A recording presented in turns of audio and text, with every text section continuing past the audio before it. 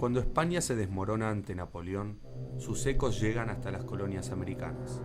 El fin del colonialismo ya no es un sueño para los pueblos de América, que casi al unísono se levantan y forman sus propios gobiernos.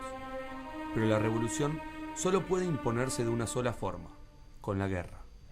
La contrarrevolución no tarda en llegar y restaurar aquel viejo sistema a fuerza de sangre y fuego.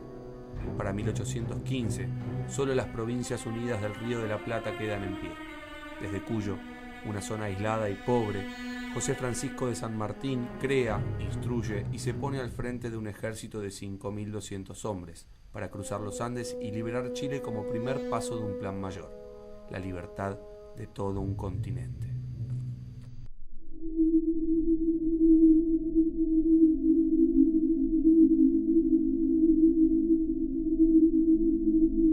Hacia fines de 1807, Napoleón impuso el bloqueo sobre las mercancías inglesas con el propósito de arruinar su comercio.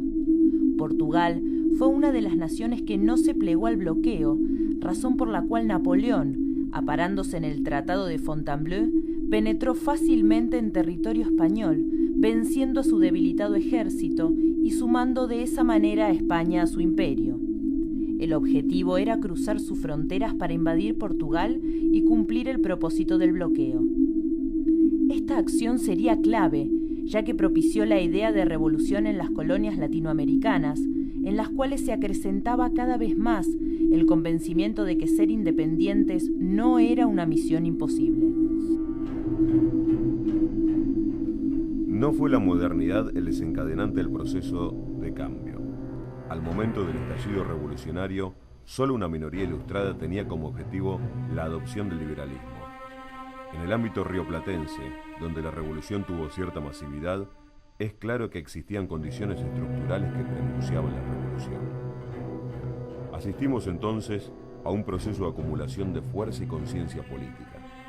La serie de revueltas indígenas que se produjeron en la segunda mitad del siglo XVIII, que abiertamente cuestionaron el poder real y amenazaron con suplantarlo por el principio básico del autogobierno y la autodeterminación, fueron antecedentes fundamentales para comprender las acciones revolucionarias del siglo XIX. Don José de San Martín, quien se inició militarmente en España, arriba a Buenos Aires, donde es reconocido con el grado de lugarteniente coronel. El triunvirato le encargó formar un escuadrón que sería el célebre regimiento de granaderos a caballo, con la finalidad de combatir a los realistas en Chile. Durante el año 1812 se ocupó de instruir a la tropa con las modernas técnicas de combate que había adquirido en Europa contra el ejército napoleónico.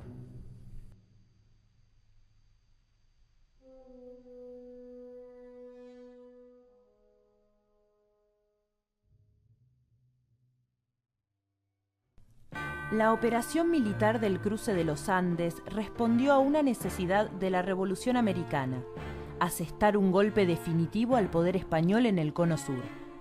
San Martín llegó a Mendoza en 1814 con la idea de organizar un pequeño y disciplinado ejército en la provincia de Cuyo.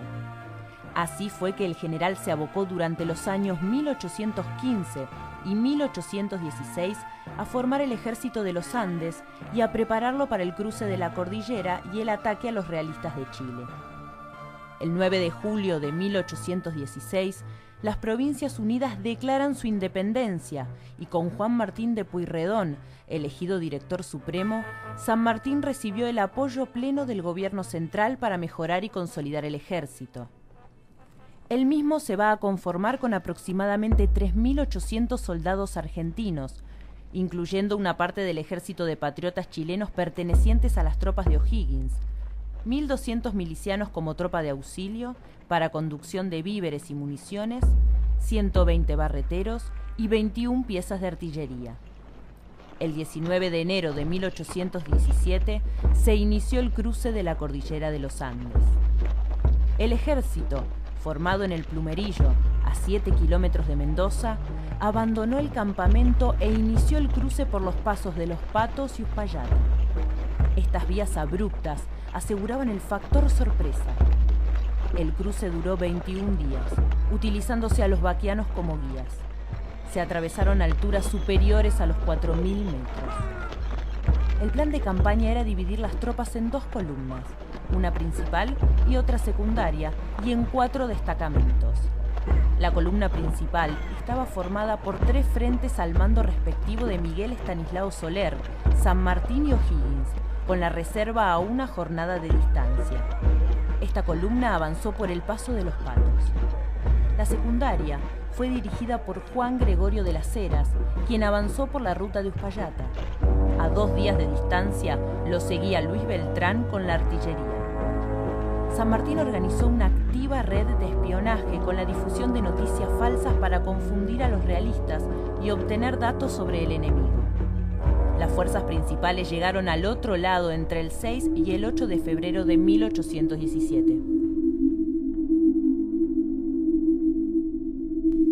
Las tropas realistas, encabezadas por el general Rafael Maroto, paradas junto al cerro de Chacabuco, impedían el paso del ejército de los Andes hacia Chile. Pero el 12 de febrero de 1817 los patriotas, dirigidos por San Martín, arrollaron a los realistas que tuvieron más de 500 muertos. 2 días después, las tropas del Libertador entraron en Santiago. Un cabildo abierto le ofreció el gobierno, pero él no lo aceptó. Después del triunfo, el 11 de marzo, viajó a Buenos Aires, donde fue recibido con honores.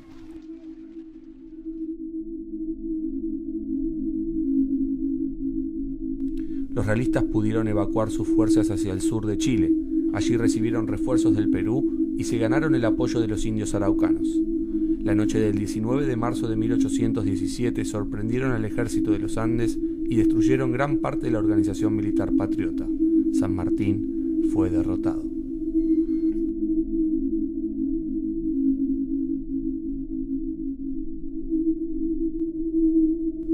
Las tropas patriotas, una vez reorganizadas, derrotaron de manera rotunda al ejército realista cerca del río Maipú el 5 de abril de 1818. En ese momento se aseguró la libertad chilena, cuya independencia ya había sido declarada por O'Higgins el 12 de febrero de 1818, luego de una consulta popular.